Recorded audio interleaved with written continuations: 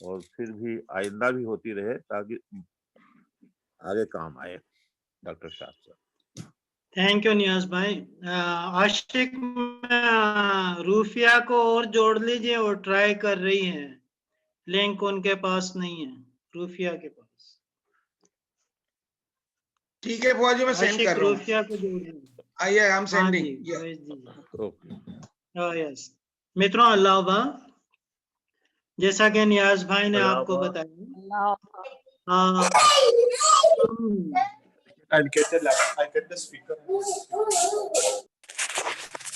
अनुज सबके वो म्यूट पे कर दो, सबको म्यूट पे कर दो तो आवाज थोड़ी। अंकल भी म्यूट पे हो गया। अनुज सबको म्यूट पे कर दो, मुझे छोड़ दो। अल्लाह अल्लाह। मैं कनेक्ट नहीं हो पा रहा हूँ शायद। मित्रों, हम स्टार्ट करने जा रहे हैं, और जैसा कि आप जानते हैं कि हम जिस युग में जी रहे हैं वो सतयुग है, या जिसे दूर कश्फ कहते हैं, या ये डिस्कवरीज की एज है। इस युग में, इस काल में ईश्वर ने मानवता के मार्गदर्शन के लिए दो महान अवतारों को हमारे बीच भेजा, दिव्य आत्मा बाब और युग अवतार बहाउल्लाह। इन दोनों अवतारों पर ईश्वर का जो अवतरण हुआ है, धार्मिक इतिहास में इससे पहले कभी इतना अवतरण नहीं आया। तो ये दोनों अवतार अपने पीछे ज्ञान की एक निधि, इल्म का एक खजाना छोड़ गए हैं। उसमें से उनके द्वारा रचित हर पाती, हर टेबलेट अपनी जगह एक विशेष स्थान रखती है। किंतु जैसा कि शोगी आफंदी ने कहा है कि पूरे भाई लिटरेचर के अंदर जिस पुस्तक का पहला स्थान है वो तो है किताबे अक़दस, और दूसरा जो स्थान है वो है किताबे ईक़ान का। ऐसी बात नहीं है कि आप इसको पहली बार अध्ययन कर रहे होंगे। कई मित्रों ने इसको एक से अधिक बार व्यक्तिगत रूप से भी या सामूहिक रूप से भी इसका अध्ययन किया होगा और इसे समझने का प्रयास भी किया होगा। ये जो प्रयास है, जो अनंत फैमिली जयपुर से शुरू किया गया, ये भी उसी श्रृंखला की एक कड़ी है। मित्रों, ईक़ान एक ऐसी रोशनी है, एक ऐसी रोशनी की किरण है जैसे कि एक सनलाइट होती है, और सनलाइट के अंदर अलग अलग रंग होते हैं। ऐसे किताबे ईक़ान की वाइट लाइट में भी, उज्जवल और धवल रोशनी में भी कई रंग छिपे हुए हैं जो इसके विभिन्न पन्नों पर बिखरे हुए हैं। 250 पेज की इस किताब में रंगों का असीमित भंडार है।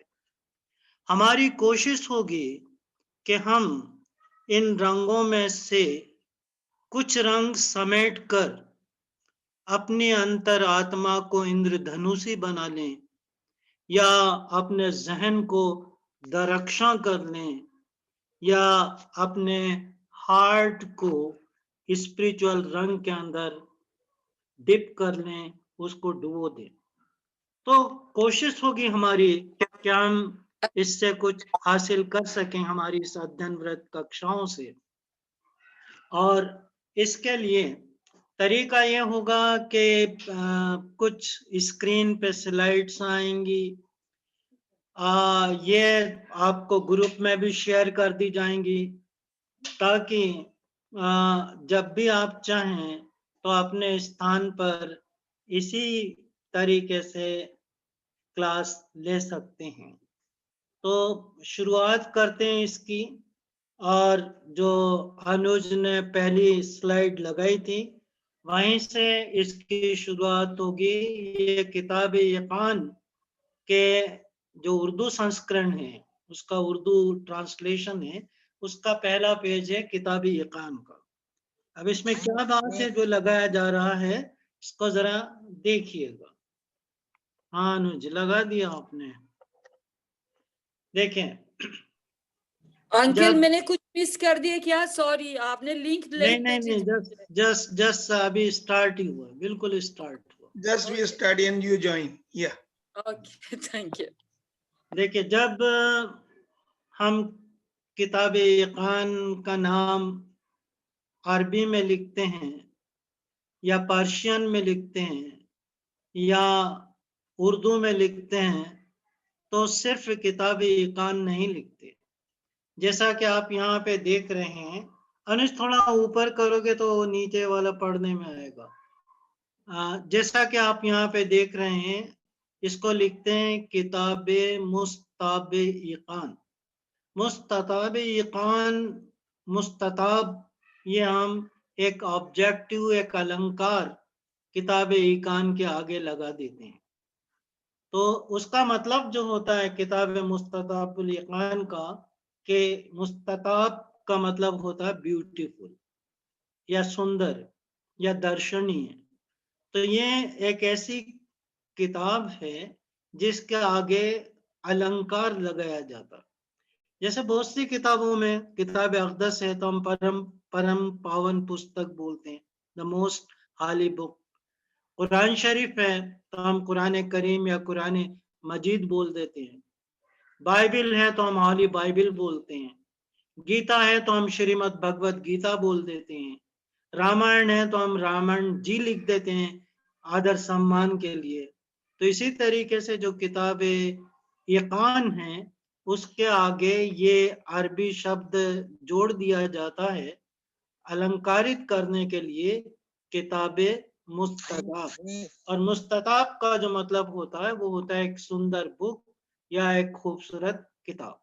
तो ये सुंदर बुक या खूबसूरत किताब है। इसकी जो जर्नी है, हम जहां से शुरू करते हैं उस घटना से जो हमारे अपने देश में घटी, एक सुंदर शहर के अंदर शिमला में हिल स्टेशन पे, और इस सुंदर पुस्तक के द्वारा। ये बात है 1937 की। शिमला का ये उसी समय का लिया गया पिक्चर था, जो चांस की बात है कि नेट पे मिल गया। तो इस सुंदर शहर के अंदर एक बहाई सेंटर भी हुआ करता था, और उस बहाई सेंटर की देखरेख करने और जिज्ञासुओं की जिज्ञासाओं को पूर्ण करने के लिए वहां पे एक बहुत ही लर्नेड पर्सन बैठे रहते थे, और उनका नाम था श्री अब्बास अली भट्ट। तो अब्बास अली भट्ट वहां पे बैठे रहते थे, जो उस समय इंडिया के अलग से नेशनल स्पिरिचुअल असेंबली नहीं थी। इंडिया और बर्मा के दोनों जॉइंट स्पिरिचुअल असेंबली थी। तो उसके वो सेक्रेटरी भी हुआ करते थे एनएसए के, अब्बास अली भट्ट।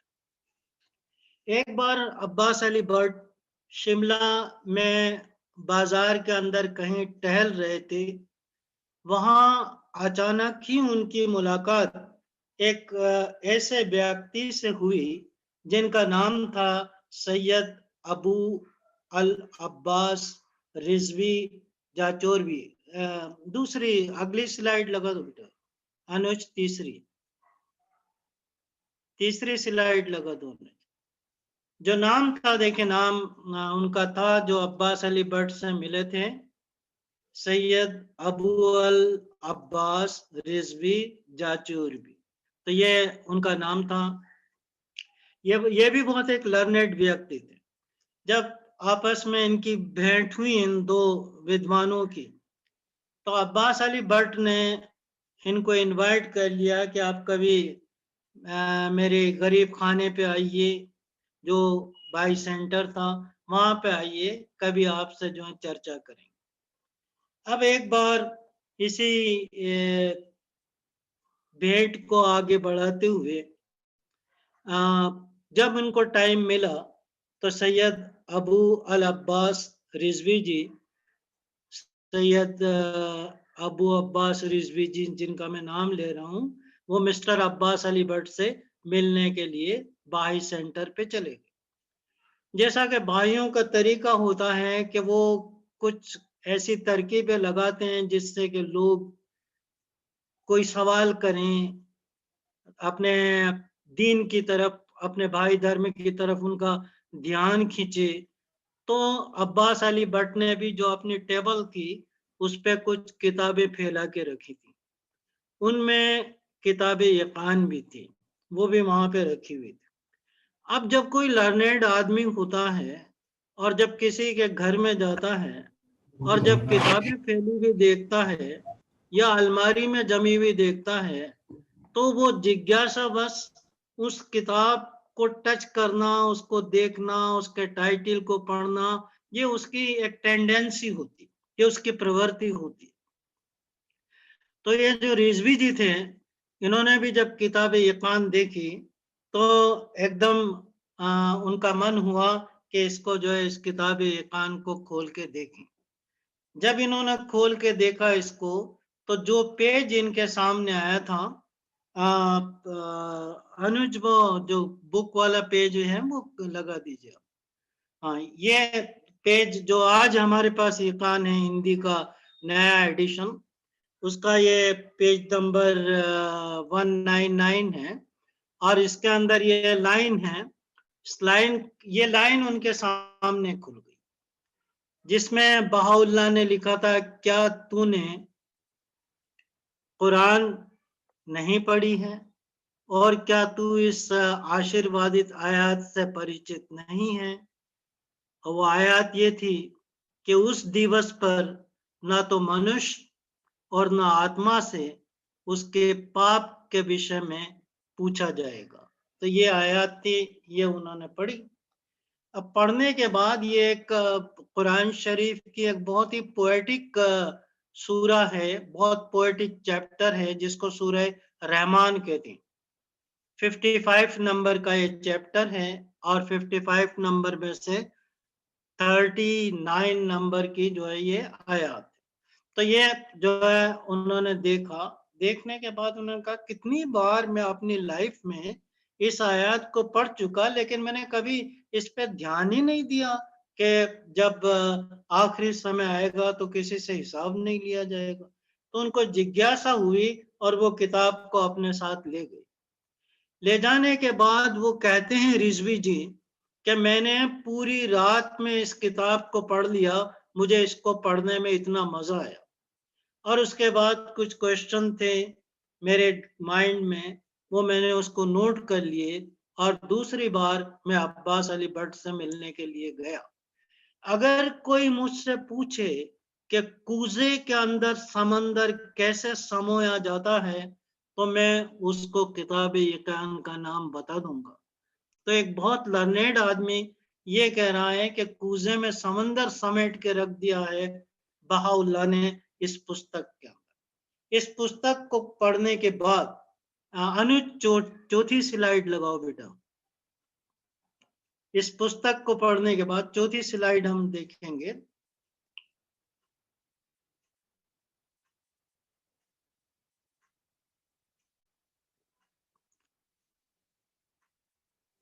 पढ़ने के बाद फिर जब वो वापस उनसे मिलने गए तो उन्होंने कहा कि इस पुस्तक को पढ़ने से मेरी आस्था की जमीन और आसमान ही बदल गए। ये बात उन्होंने लिखी है जब उन्होंने अबुल फजल गुलपेगानी की जो बुक थी अल फराइद, उसका जब उर्दू ट्रांसलेशन किया था तो उसके प्रीफेस में वो ये कहते हैं, कौन कह रहे हैं? रिजवी जी, कि किताब-ए-यक़ान पढ़ने के बाद मेरी आस्था के ज़मीन और आसमान ही बदल गए। इस किताब ने उनके दिल को झंझोड़ दिया और फिर वो सब कुछ छोड़ के, बहुत बड़े शिया उलमा थे, सब कुछ छोड़कर फिर वो बहाई बन गए। और बहाई बनने के बाद उन्होंने, जैसा बताया, अल फराइद का उर्दू ट्रांसलेशन किया, जो अपने आप में बहुत ही अद्भुत बुक है, अबुल फजल गुल्फगानी की। और साथ में इन्होंने ज़हूर कायम आले मोहम्मद के नाम से उर्दू के अंदर एक बुक लिखी। इस बुक के 2 एडिशन जो है छप चुके हैं, बहुत पॉपुलर बुक हुई है अमंग द शिया मुस्लिम्स। इसका विरोध भी हुआ और इंडिया के शिया जो मुस्लिम्स थे, उन्होंने गवर्नमेंट पे दबाव भी डाला कि इस किताब को जो जब्त कर लिया जाए। तो मैं आपको ये बताना चाह रहा हूँ कि इस पाए का विद्वान, ऐसा महान विद्वान रिजवी जी जैसा, वो किताब-ए-यक़ान को पढ़ने से पूरी तरीके से परिवर्तित हो सकता है, तो फिर ये किताब के अंदर क्या है, इसका जो है हम अंदाजा लगा सकते हैं, इसका अनुमान जो है हम कर सकते हैं। तो आगे हम इसी तरीके से स्क्रीन पे शेयर करते रहेंगे और उसके थ्रू इसे डिस्कस करेंगे, अपनी चर्चा के अंदर लेंगे। तो अगली स्लाइड जो अनुज आप लगाओगे, वो पेज से आगे वाली होगी जी। ये जो आयत थे कुरान शरीफ की, जो मैंने बताया था कि पहले पेज पे आई थी, ये आयत जो है सूरह रहमान की है। कुरान का 55 नंबर का जो है ये चैप्टर है, 39 नंबर की ये आयत है। और इसका जो ट्रांसलेशन है इंग्लिश के अंदर, on that day shall neither man nor the spirit be asked of his sin, यानी अपने गुनाहों, अपने पापों का हिसाब ना तो किसी व्यक्ति से लिया जाएगा, ना उसकी चेतना से उसका हिसाब लिया जाएगा। प्राय मुस्लिम ये मानते हैं कि जब कयामत आएगी, उसको कयामत को यौमुल हिसाब भी कहते हैं, अकाउंटिंग का दिन, हिसाब का दिन। तो जब ये यौमुल हिसाब आएगा, कयामत आएगी, तो जो ईश्वर है वो सबसे अपने पाप और पुण्य के बारे में पूछेगा और उसके बाद फिर वो निर्णय लेगा कि इस व्यक्ति को कहाँ भेजा जाए। ये एक मुस्लिम कंसेप्ट है। तो वो ऐसा ही समझते थे कि जब कयामत आएगी तो हिसाब लिया जाएगा। कुछ एक वो बोलते हैं कि एक तुला या मीज़ान या एक बैलेंस वो स्थापित होगा, फिर उसके बाद ईश्वर निर्णय लेगा। ये फैसले का दिन भी होगा, न्याय का दिन भी होगा और फिर न्याय लिया जाएगा। तो ये तो कुछ हुआ नहीं। तो ये पढ़ने के बाद फिर किताब-ए-यक़ान को पढ़ा और उसमें जो रहस्य थे उनको जब उन्होंने समझा, तो फिर उनको जो है और आगे बात क्लियर होने लगी। हम 7वें नंबर की स्लाइड पे आ जाएंगे। 7 नंबर, ये किताब जो है बहाउल्लाह के अपने शब्दों में, बहाउल्लाह इसको कहते हैं कि ये पुस्तकों की सिरताज है। Mister called it the lord of the book. Baha'u'llah ने खुद कहा है कि लॉर्ड ऑफ द बुक है, ये सरताज है। और कहाँ पे कहा है बहाउल्लाह ने? जो बहाउल्लाह की सबसे अंतिम कृति है, जो सबसे आखिरी पुस्तक उन्होंने लिखी थी, epistle to the son of wolf या भेड़िया पुत्र के नाम पाती, उसके अंदर बहाउल्लाह ने ये बात कही थी।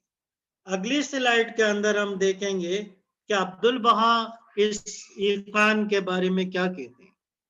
तो अब्दुल बहा ये कह रहे हैं कि this manifested book is the fountain head of the water of the eternal life, यानी ये जो प्रकटित पुस्तक है वो अनंत जीवन की जल का झरना है। और ये बात अब्दुल बहा ने 1904 में कही थी, जब उन्होंने इसके पहले इंग्लिश ट्रांसलेशन का, किताब-ए इकान के पहले इंग्लिश ट्रांसलेशन का इंट्रोडक्शन लिखा था, तब उन्होंने ये बात कही थी। अब इस किताब के बारे में गार्डियन क्या कहते हैं, इसको जो है हम अगली स्लाइड के अंदर देखेंगे, 9 नंबर की स्लाइड में। गार्डियन कह रहे हैं, the Icahn is the most important book written on the spiritual significance of the cause. यानी इकान अध्यात्म के महत्व पर लिखी गई सबसे प्रभावी पुस्तक है। और गार्डियन ने ये बात कि सबसे प्रभावी पुस्तक है, ये बात कही थी जब उन्होंने अपनी book light of divine guidance को कंप्लीट किया था। उसके पहले वॉल्यूम के पेज नंबर 37 पर उन्होंने ये बात कही है कि जो इकान है अध्यात्म के महत्व पर लिखी गई सबसे प्रभावशाली पुस्तक है।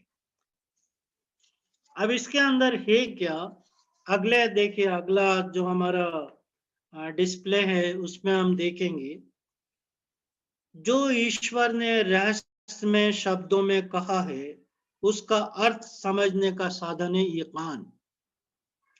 देखिए, ईश्वर जब भी अपने किसी पवित्र ग्रंथ के अंदर, किसी हॉली स्क्रिप्चर के अंदर कोई बात कहता है तो वो सीधी सीधी समझ में आ जाए ये आवश्यक नहीं है।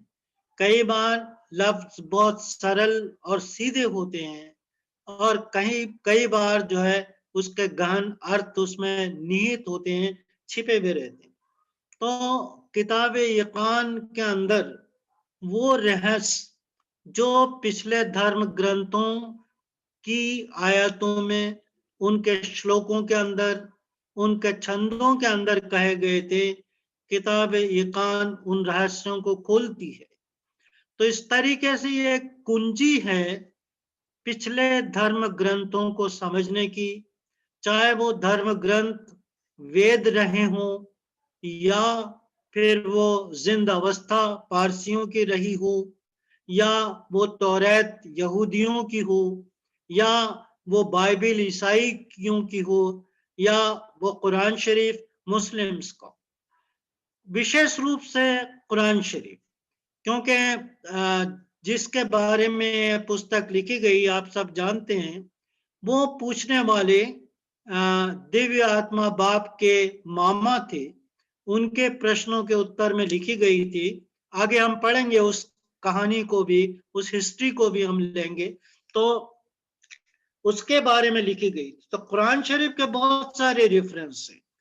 पूरी किताब इकान के अंदर आप देखोगे तो 153 टाइम्स कुरान को रिफर किया गया। दूसरी पुस्तकें भी है लेकिन कुरान को बहुत ज्यादा किया गया, 153 टाइम। उस 153 टाइम के अंदर भी 139 टाइम तो एक ही बार वो रेफरेंस आया है और 14 जगह ऐसी हैं जहां पे वो रेफरेंस रिपीट भी हुए। तो इस तरीके से कुल मिला के 153 रेफरेंसेस कुरान के किताब के अंदर आए हैं। तो उसमें बहाउल्लाह ने उन रहस्यों को जो आम मुस्लिम की समझ में नहीं आते वो उसे समझाने का प्रयास नहीं किया। और यही बात हमारे लिए भी इम्पोर्टेंट है कि जब हम टीचिंग के लिए जाएं तो न केवल मुस्लिम्स बल्कि कोई भी धर्म का अनुयायी हो, टीचिंग कैसे की जाती है, किस तरीके से करना चाहिए, क्या उसका मेथड होना चाहिए, किताब-ए इकान से हमें इसके बारे में जानकारी मिल सकती है। उसके बाद फिर देखिए इसके आगे जब हम चलते हैं, 11 नंबर की जो स्लाइड है, ये जो किताब-ए इकान के बारे में है, सोगी आफंदी ने एक बार फिर इसको गॉड पासेस बाय के अंदर किन शब्दों के अंदर लिखा है, क्या उसके महत्व को समझाया है। सोगी आफंदी कहते हैं, मैं इसका इंग्लिश नहीं पढ़ रहा हूँ, आप देख लीजिए, उसमें समय लगता है दोनों भाषाओं में पढ़ने में, मैं हिंदी पढ़ देता हूँ केवल। बहाउल्लाह के प्रकटीकरण के लहराते महासागर से उदित सबसे महत्वपूर्ण खजाना है किताब-ए-इकान। तो जो एक महासागर है लेखनी का, जैसा कि आपको शुरू में बताया, तो उस महासागर में जो सबसे इम्पोर्टेंट खजाना है जो इससे निकला है, वो पहला तो है किताब-ए-अक़दस और उसके बाद है फिर किताब-ए-इकान। ये सोगी आफंदी गॉड पासेस बाय के अंदर कह रही है। फिर उसके बाद देखिए आगे की तरफ हम आते हैं, अगले उस पे नेक्स्ट अनुज 12 नंबर की स्लाइड।